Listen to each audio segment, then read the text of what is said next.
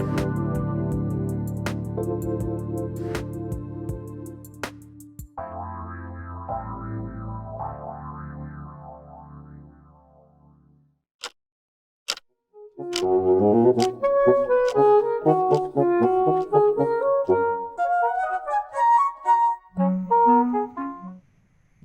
everyone. Welcome to Nothing But Now. I'm Mariangela Maguire, and I'm so glad you could join me today. Today, I'm going to do something a little bit different. We are definitely going to be talking about mindfulness, but we are going to do that with my dearest and oldest friend, Craig Gingrich-Philbrook. Craig, welcome to the show. Welcome back to the show. Thank you. It's nice to get to be here again, especially on this occasion. Oh, yes. Well, I'm grateful for that. The purpose of this show is to talk about mindfulness and to really give listeners a space in which to relax, to bring mindful practices into this moment, and to just find places in our conversation that might resonate with your experience as we talk about our own mindfulness journeys, what's been important to us, what we've learned along the way from each other over the years, and from our own readings and experiences. So, I invited Craig to the show today because my birthday is in a couple of days. And so this is my present to myself, is to bring Craig onto the show again and to have a conversation with him about some things that we've been talking about in our phone calls lately. And also because this is such an important time of year for Craig. Craig's a little bit fixated on age. He doesn't seem like that kind of person, an intellectual, a professor, a mentor, a writer, an editor. I mean, he just does so many things, a performance artist, really unparalleled performance artist, but a little bit fixated on age. And why do I say that? I say that because on Sunday, which is my birthday, I will appear to be, for 6 months approximately, a year older than Craig, rather than only 6 months older than Craig. And he really reacts to this. He has described this, in fact, to me as his favorite time of year. Not because the spring flowers are blooming, not because the sun is shining more, but because he appears to be a year rather than 6 months older than me. So, Craig, don't you think that would suggest that you have an unusual fixation on age? On yours, perhaps. Oh, okay. And it's also an opportunity to honor your wisdom and your considerable life experience compared to my own. Mm-hmm. Yeah, I've known you a long time. I feel there's just a hint of insincerity in what you just said. Maybe I'm wrong. I missed that last bit. I'm sorry. There might have been a hint of insincerity in what you just said about it being all about my wisdom.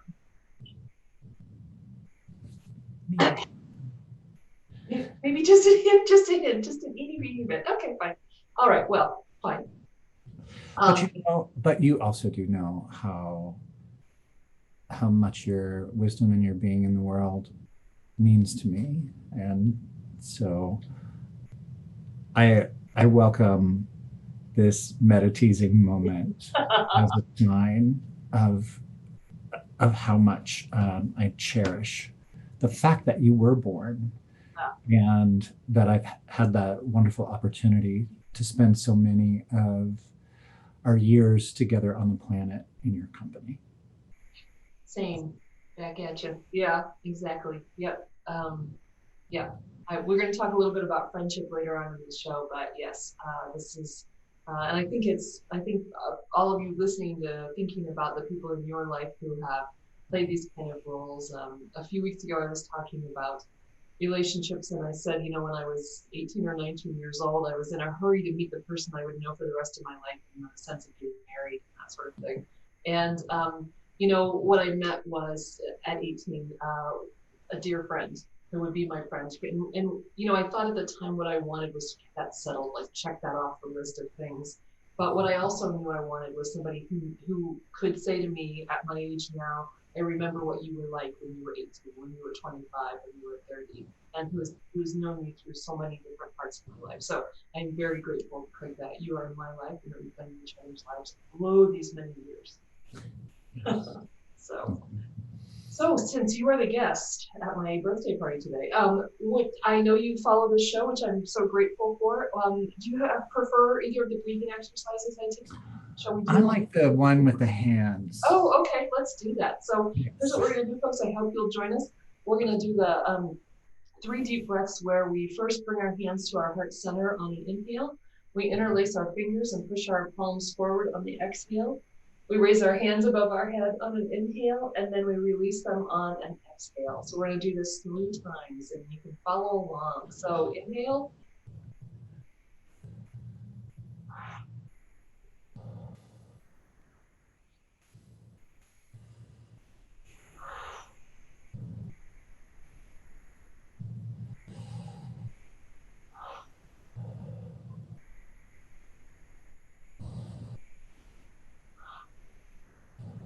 Third time.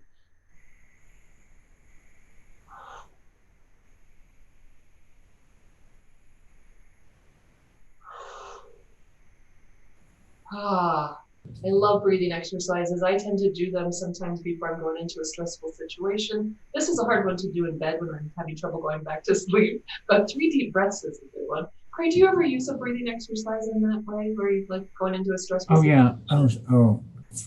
With sleep, after getting a particular kind of email, there are a variety of opportunities. Sometimes during Zoom meetings when it's just my name instead of my face, and I'm trying to stay in the thing and stay with, yeah. It really helps to stay, it helps me to stay present, which is what I hear you saying about those stressful Zoom meetings when your mind starts to spin away. I bring myself back, bring myself back, bring myself back. That's a great strategy. It might even be a good justification sometimes for turning that camera off in a Zoom meeting, right? Taking 3 deep breaths, can bring yourself back. Yeah, helps me focus, helps with clarity, and helps me feel calmer and more at peace inside. So, Craig, before we get to our topic today, I wanted to say I noticed your sticker, and we were talking earlier. You got your COVID vaccine today. Is that right?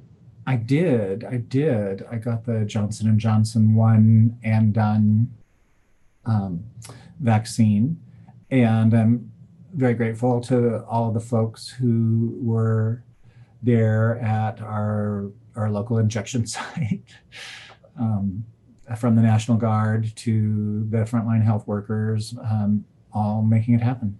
That's fantastic. And it was an efficient process, you thought? It was a very efficient process. I've had it was just this morning, about 3 hours ago, I guess. I've had no difficulty. Great.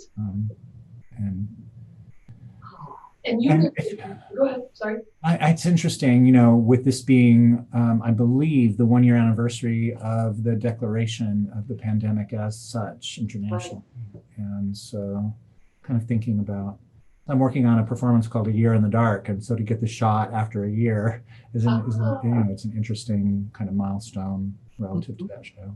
Absolutely. And you live in Illinois. So what made you, if you don't mind me asking, what made you eligible?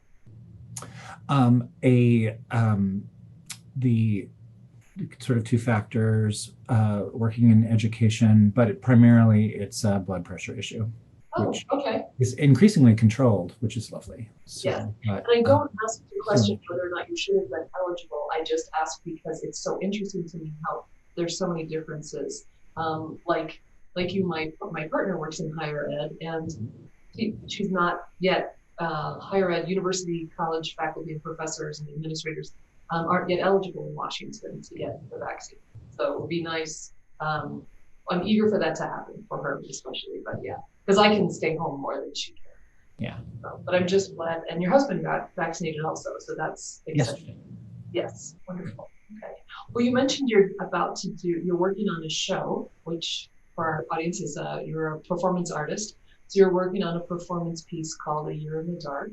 And I bring us back to that because one of our recent conversations, we were talking about kind of creating and working with people who create. And I think I've been thinking about the parallel between being a life coach, which is what I do, and being a college professor, and particularly a mentor for graduate students, which is what you do. And you said something to me about your response to one of your students that just really stood out. Would you remind us of what you said to me? Yeah, it's a phrase that I kind of keep in my pocket when for when students and friends are suffering about, basically not being omnipotent and knowing everything in advance, right? When they're struggling to work through a project, and I'll say, you may have to face the possibility that you're doing it right. Isn't that deep? You may have to face the possibility that you're doing it right, even in the midst of what you are experiencing as suffering and struggle. So just unpack that for us a little bit before we go to our first break, if you would. What you mean when you say that to someone. Well, I think so often we're, if we go back to, sort of one of the classic examples of mindfulness, from On Mindfulness by Thich Nhat Hanh, the doing the dishes to do the dishes, right? And that sense that if one is racing through them, one might as well be dead, kind of from the way that he writes about that. And so I think often students are trying to race through their dissertation, or they're trying to race through a question in order to sit down and be able to write. They want to know all of the answers rather than reading a thing and having their mind changed, and then having their mind changed again, and then having their mind changed again, and thinking, oh, how do I represent all of this information together? And trying it one way and then trying it another way and comparing them and asking which works best and why, and is there something in the middle? And I think sometimes they see a lot of that as nerve-wracking because it is not yet knowing.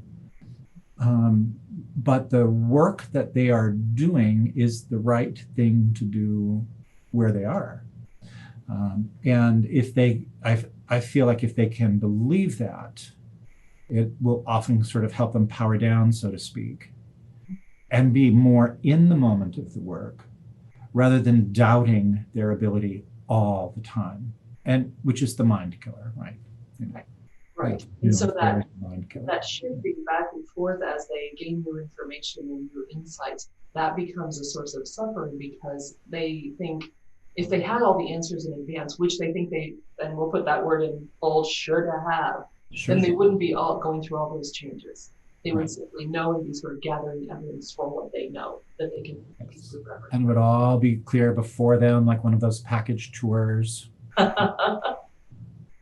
Which is not how life operates. It's not even how package tours operate, it turns out. Right. Yeah, but it does appear that way. And that sense of, and I hope other people as you're listening can relate to this. What are the ways in your life that you believe you should have all of the answers? That when you find yourself changing your mind, struggling, responding to new information, that you see that as failure, right? As suffering, as evidence somehow that you don't know enough to be doing what you're doing, right? Yeah, and I think that can pop up. I'll bet it pops up a lot with child rearing and parenting. I would guess that's a huge source of anxiety around that. Yeah. People will sometimes, you might have seen friends on Facebook take like glamour shots with their dissertation as if they had just had a baby. This is a kind of meme style that's happening, coming more and more. And I think it's very much that sense of this is the thing that I believe is very important. And I don't mean to, make a false equivalency by any means, right? But just in terms of investment, at a particular moment in their life, it can be a very vulnerable time. And with lots of people telling them what to do. Right. That's a great comparison too. Yeah. Also with parenting, there's lots of people telling you what to do. But I think it comes up in our work lives and our personal lives, even in our response to the culture. So we're going to take our first break, and when we come back, we're going to keep pushing forward on this idea of what are those places in our life where we struggle to be in the doing and to allow ourselves to be at peace with the challenge of being in the doing of the thing rather than rushing to get to the end of it. So you are listening to Nothing But Now on Transformation Talk Radio, and we'll be right back.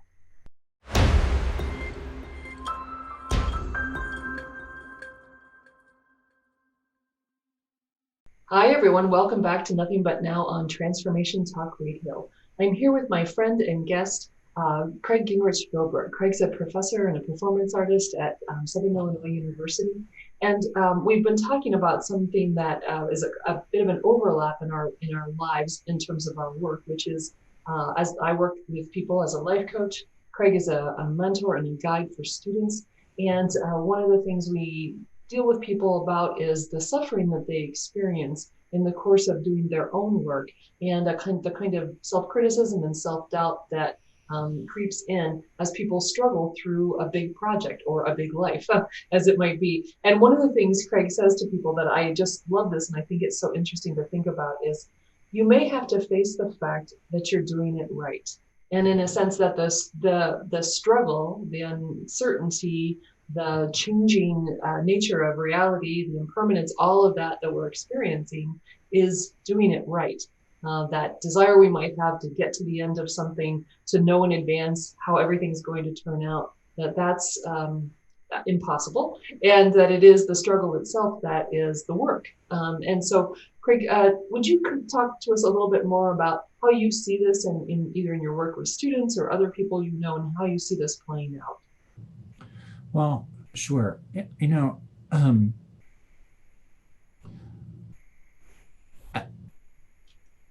You know what it's like to be a person that folks trust with what's weighing on them. Yeah. Right. No, you know that, and do that professionally. And I think, as a person like that, and also who tries to respond to friends who are going through great difficulties, Right. some kind of really try to respond from this place to ease their sense that because they haven't been able to anticipate every contingency, or they haven't been able to bring to fruition what they hoped to, that somehow that invalidates them or the work that they did. So I have a good friend, a young person who I really admire and I've known since she was a wee, baby, who has spent the last couple months trying to save the life of a feral beach cat in Greece. Oh. And it's not going to work. Oh. And that's kind of she's dealing with that discovery in this, in the last 24 hours. And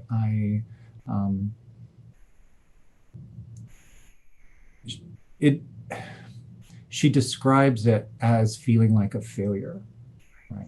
And of just and I can see it in the, in the way that she writes about it. And so, spent some time writing with her this morning, trying to help her see all of the transformation that she made in the life of that cat. Mm-hmm. Saving it from that feral circumstance so that it didn't have to suffer and be hungry and be cold and be alone. And, so that over the course of these last few months that she has been sheltering and loving this, sweet, little kitty, Mm-hmm. She has transformed its life. She may not have been able to save its life, but she has transformed its life. And to orient toward that as a failure it gives a double sorrow. Mm. It would, in that situation, she doesn't just have to mourn the kitty. Right. She also is carrying around this sense of inadequacy or, not being magic enough, to make this happen. And I empathize with that sorrow. I mean, what it was like when, I was trying to, save my own little kitty Robbie. But that time, I'm sure was so much more comfortable, Right. For this kitty. And to whatever degree we internalize, and I think about, I know that there are people who, wouldn't necessarily care about that investment of labor and emotion and whatever, and write it off because it's just an animal and other violent expressions like that. I am not that person. Mhm. Right? as you know.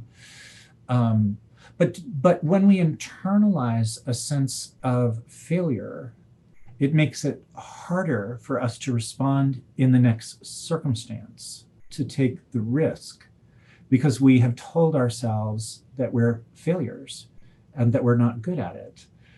And so then there's another little being or situation that we might have actually been able to fix, but we withheld permission from ourselves because we're protecting our heart from this sense that we are failures, when in fact we were doing it right.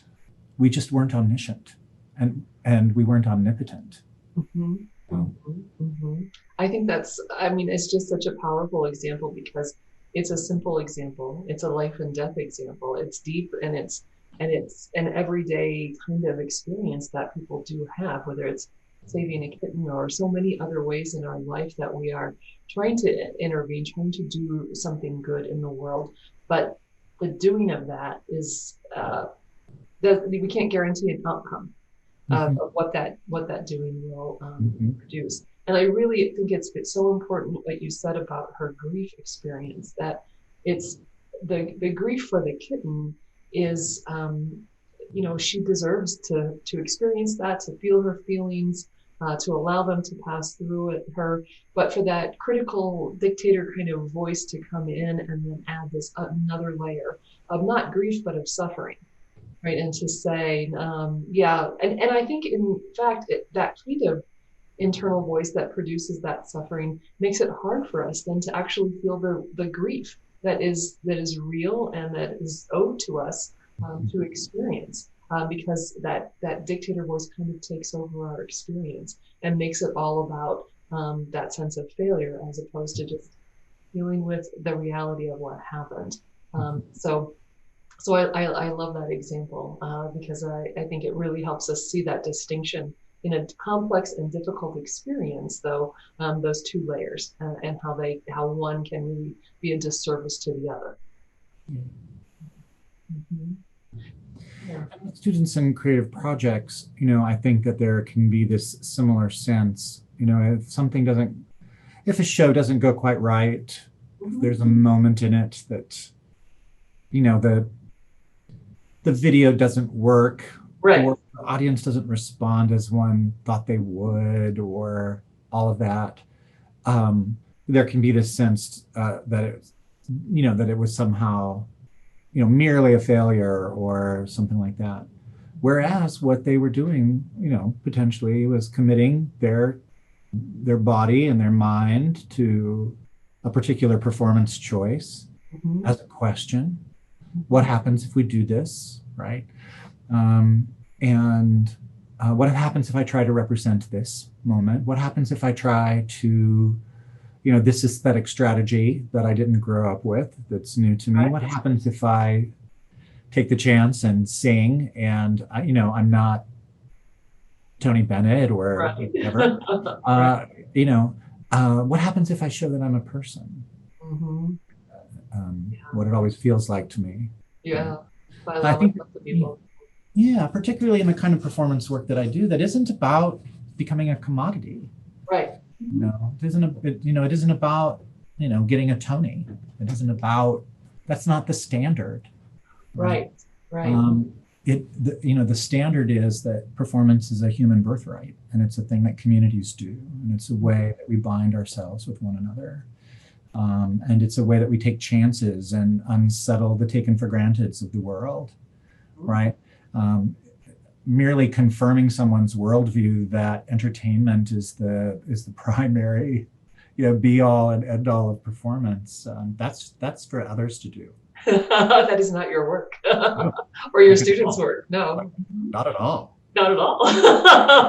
And it's also part of that omniscience too, that, if I assume the audience didn't seem to respond where I thought they would, or in the way that I thought they would, or the video didn't work or something like that, that I imagine that I can anticipate or know how everyone saw that, how everyone was feeling and what they were thinking about that, as opposed to, I simply don't have that capacity.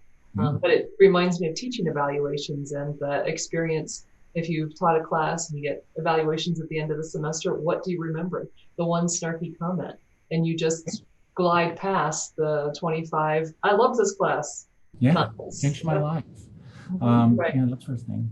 And I think, one of the hazards of our profession, as people who think about communication, is that so often the people around us want to reduce communication to an instrumentality.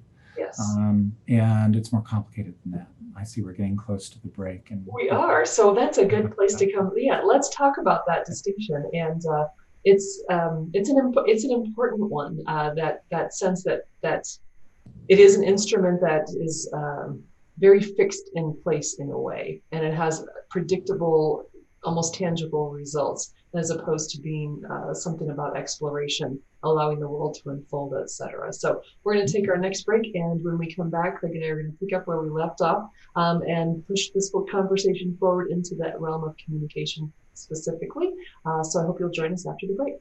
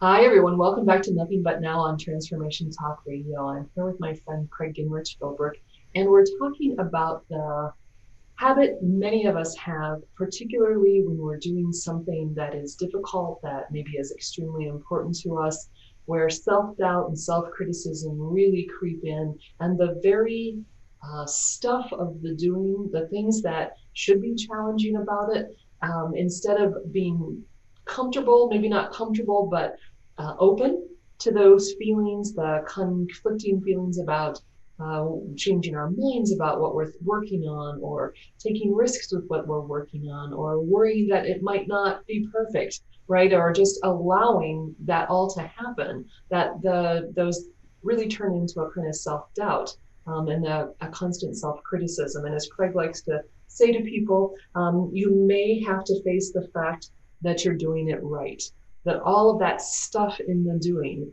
is the stuff to keep bringing our minds back to, and to allowing, so that whatever it is we're working on can simply unfold. And we can let go of the idea that we should know in advance what all the outcomes are going to be. We should know the answers, in a sense, before we've even asked the questions, which is what Craig experiences, I think, with your graduate students, that sense that they should know the answers before they've even asked the questions. Mm-hmm. Is that right?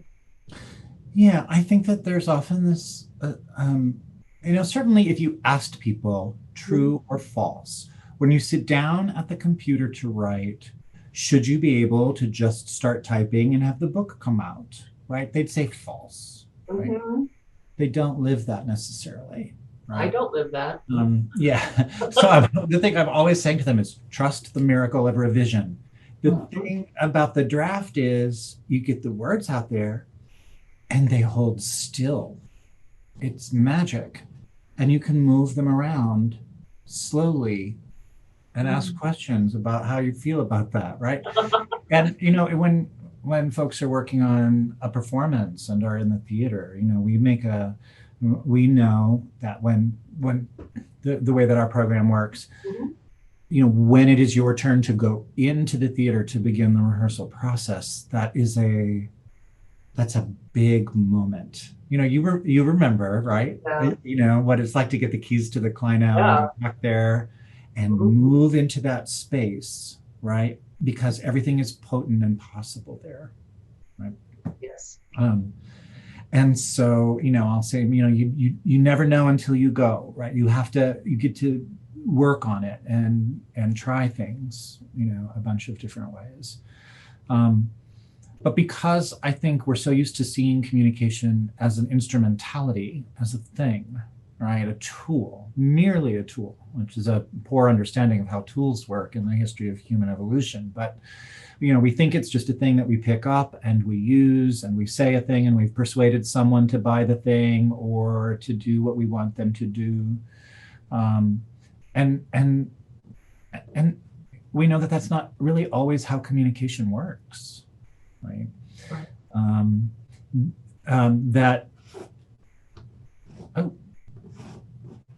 Did something happen? Your face looks... I lost you for a second. Can you hear me? I can hear you. Jacob, can you hear you? Can you see me? Yep. We're good to go on our end. Yep, everything's fine here.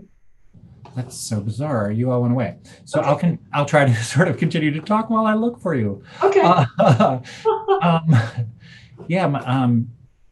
That instead of feeling like we can simply persuade people in a particular moment to do X or Y because we've asked them to, we forget that persuasion is really often a slow process, and that what we can do is move someone a little bit, and then we've prepared them for the next person, and then the person after that. So I'll say to people all of the time, when they ask me, Craig, do you think your performance work has convinced anyone to put their homophobia away for the rest of their lives? And no, I don't think I can make, a room of 200 people or 100 people suddenly completely, non-homophobic, right? And I'll say to folks, well, if they came in wanting to kill me and they leave wanting to beat me with a baseball bat, I win. And that's dark, right? That's very dark, yes. Dark thing to say in its way, right? But it is also true, right? That if we can, and I think in its own way, it is a kind of mirror of the example of the cat, right? I may not be able to save them or to, but if I can make them less violent, less dismissive, less whatever, if I can participate in priming them for the next person, potentially a relative who comes out to them, right? Right. If I can do something like that, then I'm doing it right, even though I am not omnipotent, right? Right. And so much of our lives, whether we're kind of thinking about social justice work or any other form of labor that requires a lot of emotional labor, high risk for burnout, the helping professions, et cetera, right? We can be so quick to accept our internal voice, the critic, right? Who says we have failed, when that is really a very dismissive, reductive version of what has transpired. And I think it's, because it's easy to say this, but of course I think it's true that increasingly we live in a polarized culture, or maybe we always have, and we're just more aware of it than we used to be. But I think one aspect of that, or one of the consequences of that polarization, is that the quickness to judge. And we are judging ourselves, but we are also judging each other. And so that, if your friend in Greece had been somebody who worked in an animal shelter, right? Suddenly she's not just a nice person doing this thing for this nice cat, but it was her job. And if the kitten dies, somehow I think the kind of the force of our culture, the weight of workplace environment, the judgment about what should be happening in the animal shelters, that somehow there should never be bad outcomes. I think we have developed an incredibly low tolerance for bad outcomes, and that we and for in our own lives, right, in our own choices and decisions, as well as the work that other people do. It's very hard to persuade people. I think that even in my own life, or we're working on a house project, and I have to keep reminding us it's not going to be perfect. Right? Nothing about this process is going to be without a little bit of struggle. And that doesn't mean anything's wrong. But I don't know, what do you think about that idea that we just don't give each other much room to fail, nor let alone give ourselves much room to fail or make mistakes or not be perfect or omniscient? I think it is one of the brutalities of the age. And we know, I want to always try to mark these things. We know also from the work that you've done, with your, with your Voices Project and your interviews, that that sense of being intolerant of failure is also inequitably distributed. Right? Yes. And so to work on it as a general principle, I think, in the context of what may feel sort of close to us, can help us, have that glimmer of understanding, that sense of possibility. That means that we recognize the obligation to extend that to others. And I think honestly, in some ways, it is most useful as an extension to others. Absolutely. And so it's much easier for me to say it to students than to myself. But, and but at the same time, then what happens if I'm good to the people around me?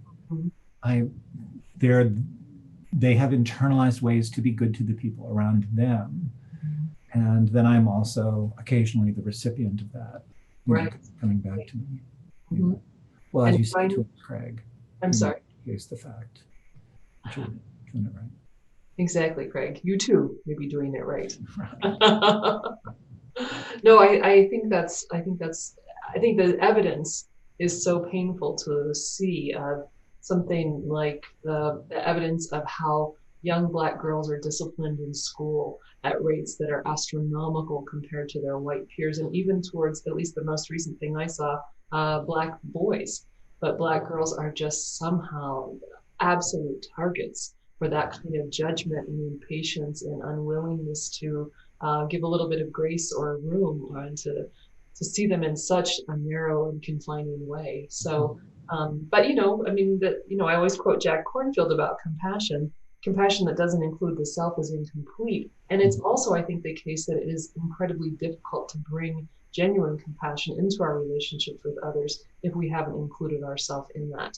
So that, those people who are so quick to judge I know they are judging themselves quite harshly as well. So, I have to disarm myself inside so that I can be a force for peace in the world.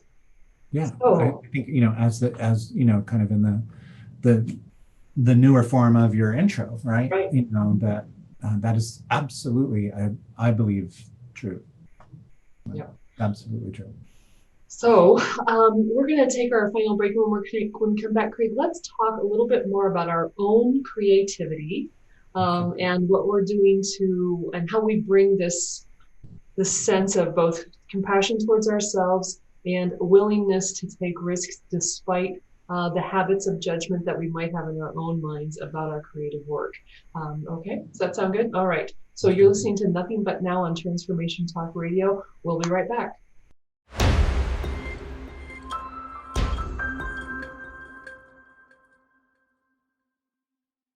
Hi, everyone. Welcome back to Nothing But Now on Transformation Talk Radio. I'm Mariangela Maguire, and my birthday's this week, so I decided to invite my dear friend Craig Gingrich-Philbrook to join me on the show because he is not a lifetime conversation partner, but pretty close, way more than half of my life.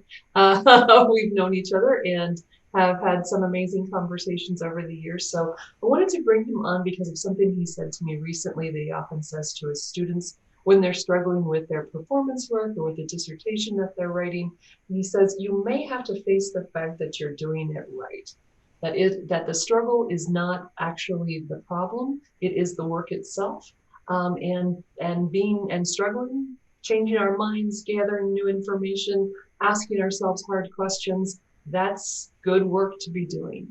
So we're going to talk in this segment, Craig, a little bit more about our own creative work, which can be stymied so much by that level of self-criticism, negative self-talk, kind of dictator voice that says when we're stumbling or struggling, that must be evidence that we're doing it wrong or that we don't know. And if we don't know, we shouldn't even be trying. And so anyway, you were mentioning the miracle, I think you call it, of revision, right? That revision is such a wonderful thing because the words are now kind of still on the page and you can find the gaps and you can move them around. And okay, so as you know, I'm working on a writing project and I'm taking work that I've done in the past, blog posts and some of the podcasts, etc.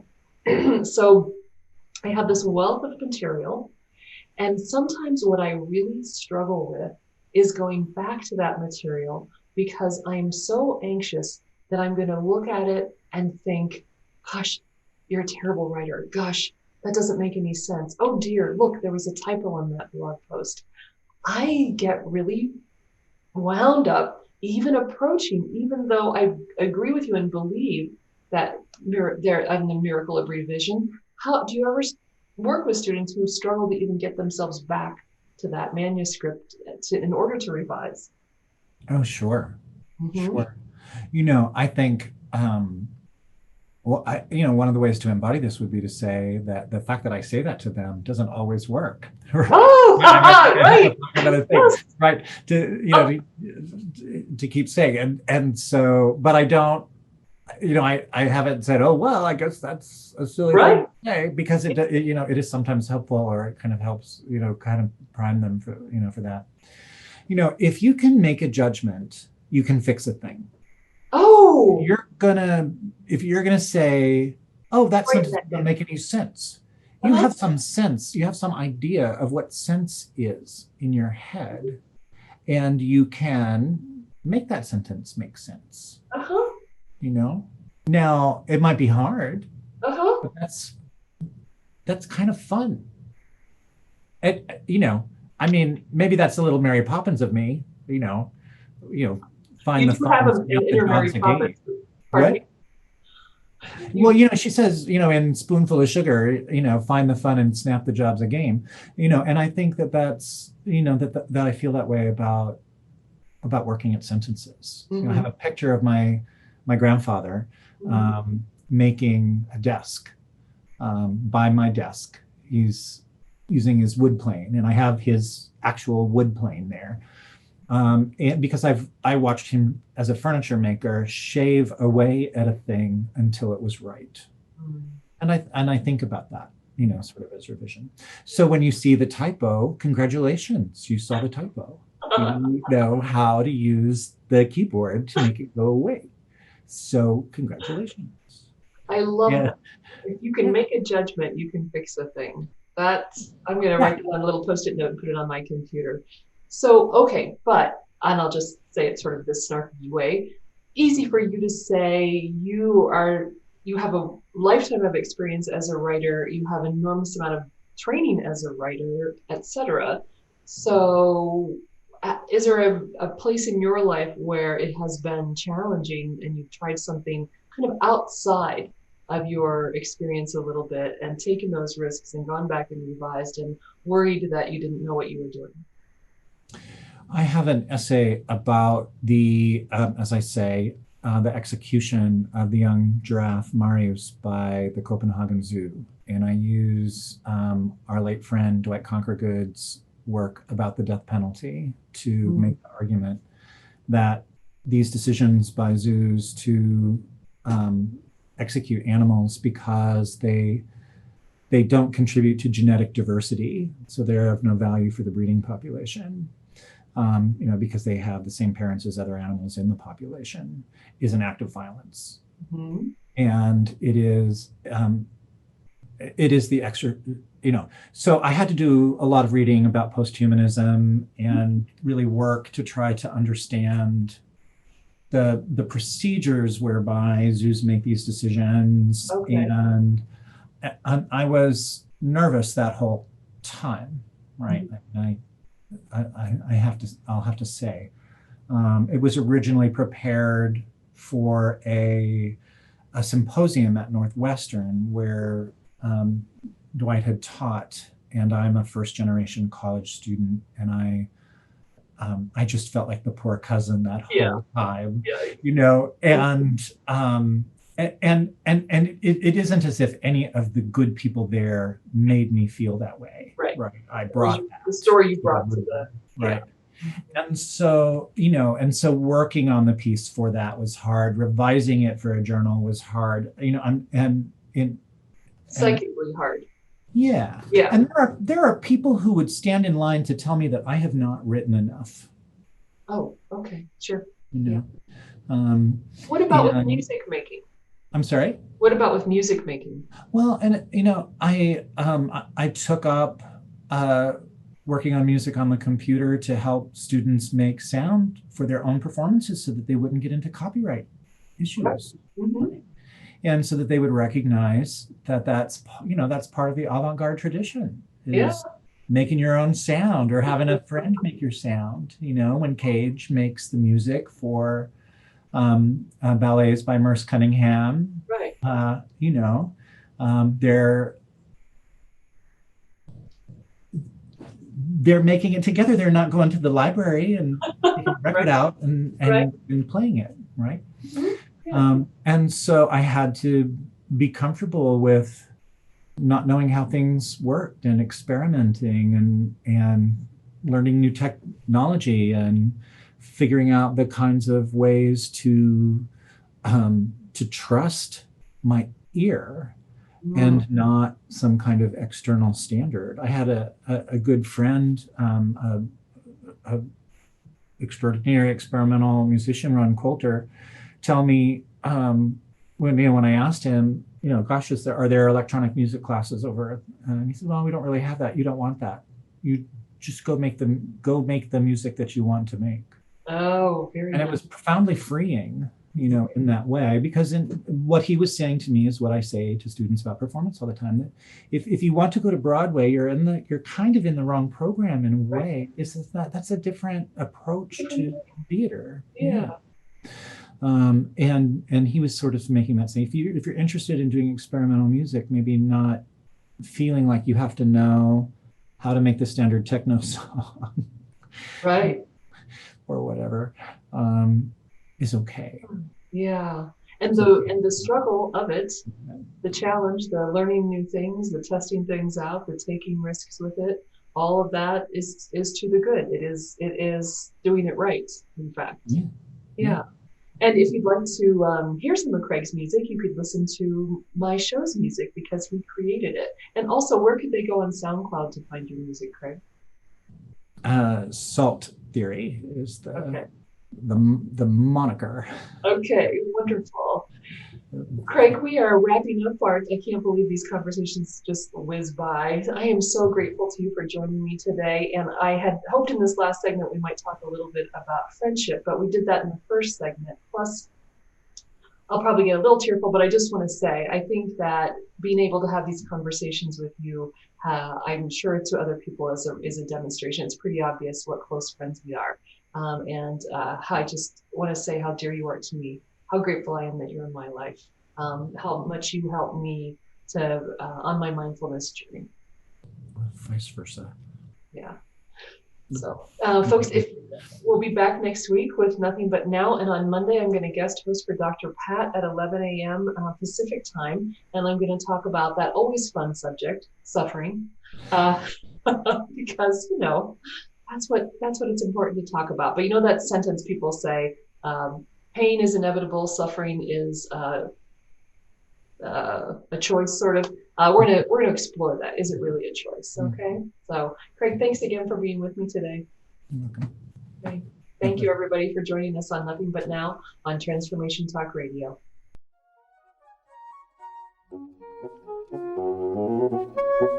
You've been listening to Nothing But Now, Mindful Living with Dr. Mariangela Maguire on Transformation Talk Radio. Join me next time as we continue to practice mindfulness and challenge ourselves to change. If you'd like to find out more about my work or contact me, please go to my website, maguirelifecoach.com. That's maguirelifecoach.com. See you next time. The music for Nothing But Now was created by Salt Theory.